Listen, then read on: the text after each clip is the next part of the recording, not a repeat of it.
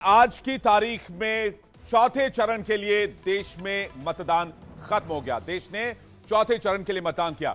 10 राज्यों की 96 सीटों पर वोटिंग हुई। इस चरण में 1717 उम्मीदवारों की किस्मत ईवीएम में कैद हो गई है। 5 केंद्रीय मंत्री, एक पूर्व मुख्यमंत्री, 2 क्रिकेटर और एक अभिनेता शामिल हैं। सारे बड़े नाम, सारे वीवीआईपी कैंडिडेट्स के नाम मैं आपको बताऊंगा, लेकिन आपको सबसे पहले अपडेट देते हैं कि आज की वोटिंग परसेंटेज क्या रही है, आज का मतदान कैसा रहा है। अच्छी खबर यह है कि आज का मतदान पिछले 3 चरणों के मतदान के मुकाबले बेहतर हुआ है। आंध्र प्रदेश की सभी 25 लोकसभा सीटों पर मतदान किया गया। शाम 5 बजे तक औसतन मतदान 62% के करीब था। अब आपको भारत के नक्शे में ग्राफिक्स के जरिए बताते हैं किस राज्य में कितना मतदान हुआ। 10 राज्य की ग्राफिक्स लेकर आइए जल्दी से स्क्रीन पर, और 10 राज्य के ग्राफिक्स के जरिए समझाइए किस राज्य में कितना प्रतिशत मतदान हुआ। जम्मू कश्मीर से शुरू करते हैं। जम्मू कश्मीर ने रिकॉर्ड तोड़ दिया। 370 के हटने के बाद जम्मू कश्मीर का यह चुनाव वाकई बहुत बड़े मायने में एक बड़ा चुनाव है, क्योंकि जम्मू कश्मीर ने 25 साल का रिकॉर्ड तोड़ा, लगभग 36% मतदान। और मैं आपको बताऊं, इसमें 2 से 3% का स्विंग अभी आ सकता है। यह 38 से 39% तक जा सकता है, जो 25 साल का रिकॉर्ड है। इसके बारे में डिटेल से हम बात करेंगे, मैं आपको खबर बताऊंगा। इसके अलावा बिहार में 54% मतदान हुआ, उत्तर प्रदेश में 56%, झारखंड में 63%, पश्चिम बंगाल में 75%, ओडिशा में, अब जरा फुल स्क्रीन ग्राफिक्स को आप देखिए, ओडिशा में लगभग 63% मतदान, आंध्र प्रदेश में 68% मतदान, इसी तरह महाराष्ट्र में 52.49% मतदान, तेलंगाना में 61%, मध्य प्रदेश में 68%, और इसी के साथ जम्मू कश्मीर की बात एक बार फिर से करें, लगभग 36% मतदान हुए। चुनाव के इस चौथे चरण में 19 लाख से ज्यादा पोलिंग स्टेशन पर 17 करोड़ से ज्यादा वोटर मतदान के लिए अधिकृत थे।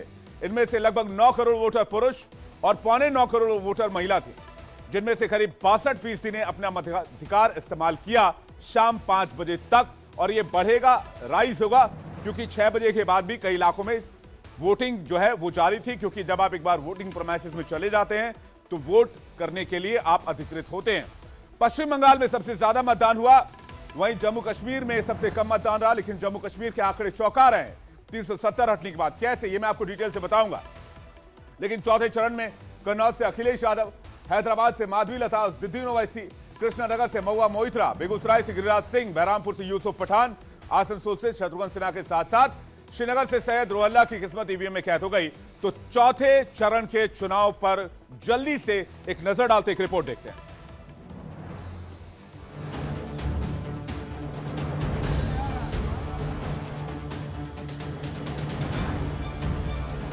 देश की सियासी तकदीर तय करने वाला ये रण अब अंजाम की काफी नजदीक है। 4 चरण पूरे हो चुके हैं, बस 3 चरण बाकी है, फिर 4 जून को नतीजों का ऐलान। देश के सियासी इतिहास का सबसे अहम चुनाव अपने अंजाम तक पहुंचने वाला है। आज 10 राज्यों के 96 सीटों पर वोट डाले गए। कई दिग्गजों की किस्मत ईवीएम में कैद हो गई।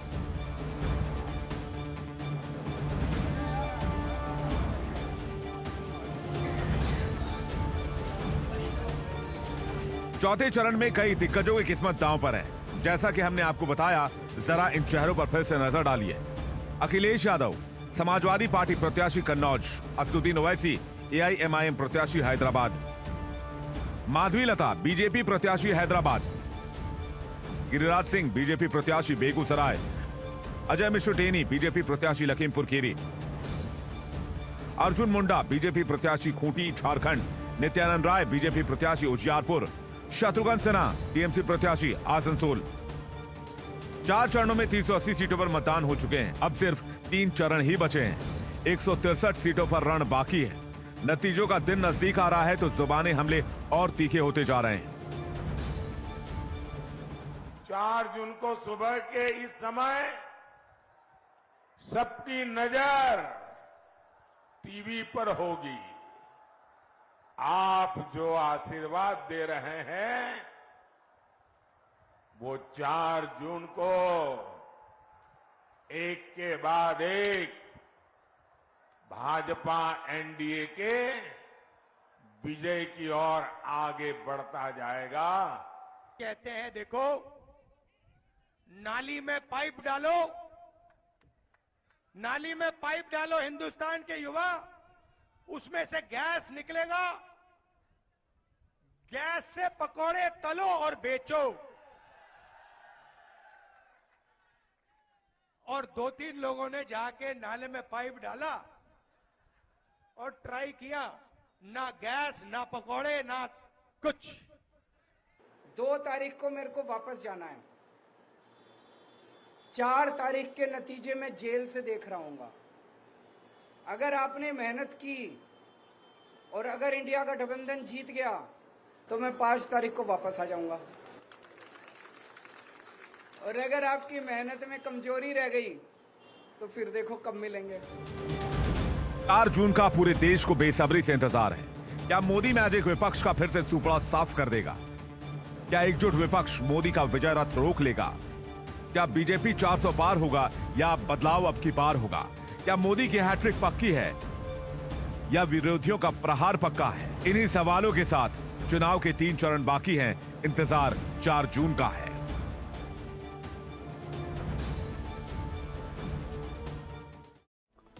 लेकिन जैसा कि मैंने आपसे वादा किया था कि चौथे चरण में इस चुनाव में श्रीनगर ने कैसे रिकॉर्ड तोड़ा है, यह आपको बताऊंगा। चौथे चरण के इस मतदान में आंध्र प्रदेश और तेलंगाना की सभी सीटों पर चुनाव हुआ, तो जम्मू कश्मीर में केवल 1 सीट श्रीनगर पर चुनाव था। इस बार भले ही सबसे कम मतदान जम्मू कश्मीर की सीट पर हुआ, लेकिन इस मतदान ने श्रीनगर के 25 साल के इतिहास को ब्रेक कर दिया, रिकॉर्ड को तोड़ दिया। जम्मू कश्मीर में शाम 5 बजे तक लगभग 36% मतदान दर्ज किया गया, जो बढ़कर 38-39% तक जा सकता है। श्रीनगर में इस बार 24 प्रत्याशी मैदान में थे। इस मतदान से कश्मीर के लोग खुश हैं और कह रहे हैं कि इस बार बिना डरे, बिना सहमे, बिना दहशत के लोग बदलाव के लिए वोट करने के लिए निकले हैं। 19 से पहले की बात जब भी करें, 14 में भी इलेक्शंस हुए, लेकिन खौफ होता था। खौफ इस कदर होता था कि हड़ताल की काल होती थी। एक तरफ हुर्रियत, एक तरफ सेपरेटिज्म, एक तरफ बच्चों के हाथों में पत्थर। कहाँ होती थी वोटिंग? 150-200 से लोग जीतते थे और अपने आप को मानते थे कि लीडर।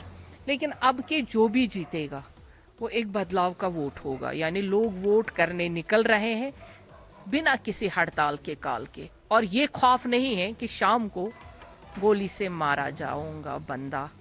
ये सोचता था कि मैं कोई निकला, वो देखते थे कौन निकला वोट करने के लिए। आज कहते हैं हम सारे निकलेंगे वोट करने के लिए। ये बदलाव है। तो कश्मीर की स्थिति आप देखिए, एक वक्त ऐसा था जब वोट करने के लिए कोई निकलता था तो वो सेपरेटिस्ट के और टेररिस्ट के टारगेट पर होता था। कोई नेता अगर चुनाव लड़ता था तो वो भी टारगेट पर होता था। लेकिन आज की तारीख में चुनाव बदला और ये बात वहां के लोग, वहां की जनता कह रही है। शाम 5 बजे तक के मतदान ने पिछले 2 चुनाव के रिकॉर्ड को श्रीनगर में तोड़ दिया। श्रीनगर में पहले क्या स्थिति बनती थी जब टेररिज्म चरम पर थी, सेपरेटिज्म चरम पर थी, मैं आपको बताता हूं। इस साल जब 2024 की मैं आपसे बात कर रहा हूं तो 36% के लगभग वोट पड़े हैं, जो अपने आप में एक रिकॉर्ड है। रिकॉर्ड क्यों है? 2019 के आंकड़े मैंने आपके सामने रख दिए हैं। 14.5% के करीब मतदान, सिर्फ 14.5% के करीब मतदान, और 2014 में लगभग 26% के करीब मतदान। और इस बार सिग्निफिकेंट साइज दिख रहा है 13 से 14% का। तो क्या ये बदलाव नहीं है? क्या ये श्रीनगर का विकास नहीं है? क्या ये कश्मीर का विकास नहीं है? क्या ये अमन नहीं है? ये बात सोचने के लिए है। श्रीनगर में मतदान प्रतिशत का वैसे तो काफी कम है, लेकिन 1/3 लोगों ने अपने वोटों के अधिकार का इस्तेमाल किया। लेकिन ये पिछले चुनाव से 10% ज्यादा है, दोनों चुनाव को अगर आप जोड़ दिया जाए, जिसका साफ मतलब है कि घाटी में अमन चैन वापस आ रहा है। लोग लोकतंत्र में विश्वास कर रहे हैं, बुलेट में नहीं, बैलेट में विश्वास कर रहे हैं। धारा 370 हटने के बाद श्रीनगर के लोग लोकतंत्र पर विश्वास जता रहे हैं। और G20 की बैठक पिछले साल भी जम्मू कश्मीर में हुई थी। अब ये बढ़ता मतदान साफ इशारा कर रहा है कि जम्मू कश्मीर में 370 हटने के बाद तेजी से हालात नॉर्मल हो रहे हैं। जबकि वहां के नेताओं के बयान आपको याद होंगे, जब वो ये कहते थे कि अगर 370 हटाए तो खून की नदियां बहेंगी और तिरंगा उठाने वाला कोई नहीं रहेगा। लेकिन आज की तारीख में हालात बदल गए हैं। आज की तारीख में तिरंगा भी उठा रहे हैं और ईवीएम में जाकर बटन भी दबा रहे हैं। ये जवाब है उन लोगों को जो इस तरह का बयान देते थे।